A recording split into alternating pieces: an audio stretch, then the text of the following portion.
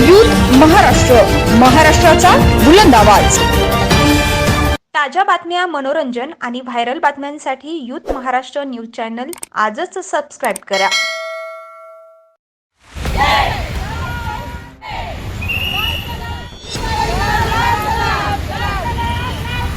शेकाप जिल्हा महिला आघाडी प्रमुख चित्रलेखा पाटील यांचा अपमान केल्याप्रकरणी शेकाप महिला कार्यकर्त्यांकडून अलिबाग तालुक्यात शिंदे गटाच्या कार्यकर्त्यांबद्दल तीव्र संताप व्यक्त करण्यात आला। शिंदे गटाचे जिल्हाध्यक्ष राजा केनी यांनी केलेल्या चुकीच्या वर्तनामुळे शेकापच्या महिला नेत्या आक्रमक झाल्या।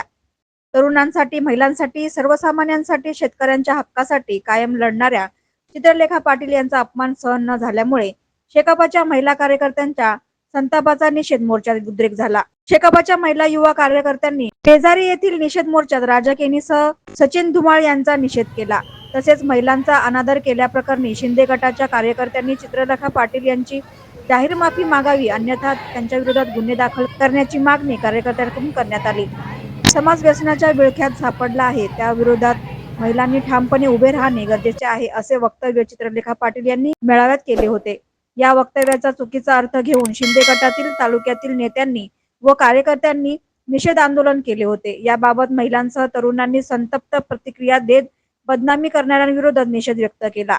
यावेळी महिला पदाधिकारी, कार्यकर्त्या मोठ्या संख्येने सहभागी झाल्या होत्या।